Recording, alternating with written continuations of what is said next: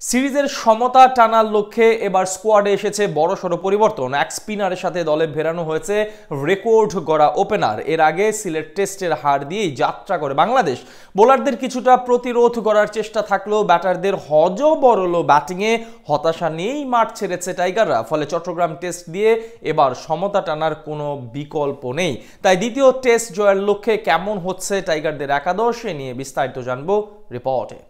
প্রতিপক্ষ যখন জিম্বাবুয়ে, তখন ক্রিকেট প্রিয় বাঙালিদের প্রত্যাশাটাও একটু বেশি।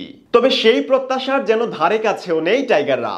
সিলেটের মাটিতে প্রথম টেস্টের হার দিয়েই সিরিজের সূচনা টেনেছে বাংলাদেশ, যা রীতিমতো হতাশায় ডুবিয়েছে টাইগার ভক্তদের। এদিকে শীঘ্রই শুরু হতে যাচ্ছে সিরিজের দ্বিতীয় টেস্ট, যেটি টাইগারদের সমতা টানার একমাত্র সুযোগ। এর আগে সিলেট টেস্টের চিত্র বলছে, পুরো সময় জুড়েই ব্যাট হাতে জিম্বাবুয়ের বোলারদের বিপক্ষে ব্যর্থতার চূড়ান্ত দেখিয়েছে টাইগার ব্যাটাররা। তবে কিছুটা প্রতিরোধ গড়ে তোলার চেষ্টা করেছিল বোলাররা, যদিও শেষমেশ ব্যাটারদের অল্প রানের মার পেঁচেই ম্যাচ হেরেছে বাংলাদেশ। তাই এবার দ্বিতীয় টেস্টে ঘুরে দাঁড়ানোর কোনো বিকল্পই নেই টাইগারদের সামনে।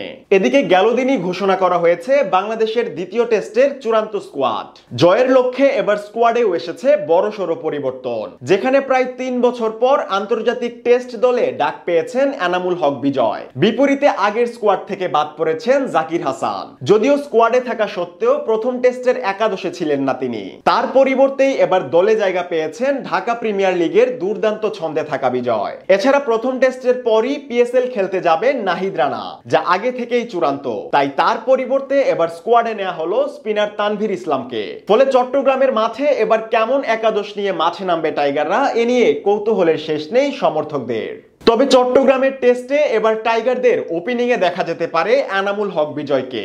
প্রায় 1 বছর পর জাতীয় দলে ডাক পেলেন এই উইকেট কিপার ব্যাটার। এর আগে জাতীয় দলের জার্সিতে 5টি আন্তর্জাতিক টেস্টের পাশাপাশি 49 ওয়ানডে এবং 20টি টি-20 ম্যাচ খেলেছেন এই ওপেনার। তাছাড়া সম্প্রতি প্রথম শ্রেণীর ক্রিকেটে প্রথম বাংলাদেশি হিসেবে 50তম সেঞ্চুরির রেকর্ড গড়েছেন তিনি। তাই টাইগার ব্যাটারদের ব্যর্থতার মাঝে এক টুকরো ভরসা হতে পারেন এনামুল হক বিজয়। তার সাথে আরেক প্রান্তে ওপেনার হিসেবে থাকতে পারেন মাহমুদুল হাসান জয়।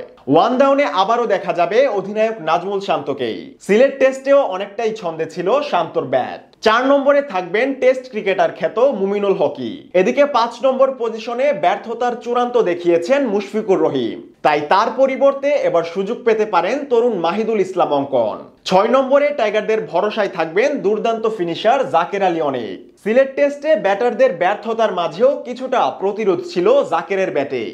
7 নম্বরে দেখা যাবে মেহেদী হাসান মিরাজকে। এর আগে ব্যাট হাতে তেমন ভূমিকা না থাকলেও বল হাতে দারুণ ছিলেন তিনি। 8 নম্বরে তাইজুলকে বসিয়ে তানভীরকে বাজিয়ে দেখা হলেও অবাক হবার কিছু নেই। অন্যদিকে টাইগারদের পেস ইউনিটে আবারও দেখা যাবে হাসান আর খালেদকে। তবে প্রথমবারের মতন টেস্ট অভিষেক রাঙাবেন তানজিম হাসান সাকিব। আগামী 28 এপ্রিল চট্টগ্রামের বীরশ্রেষ্ঠ মতিউর রহমান স্টেডিয়ামে পর্দা উঠবে সিরিজের দ্বিতীয় এই টেস্টের, যেখানে জয়ের কোনো বিকল্পই নেই টাইগারদের।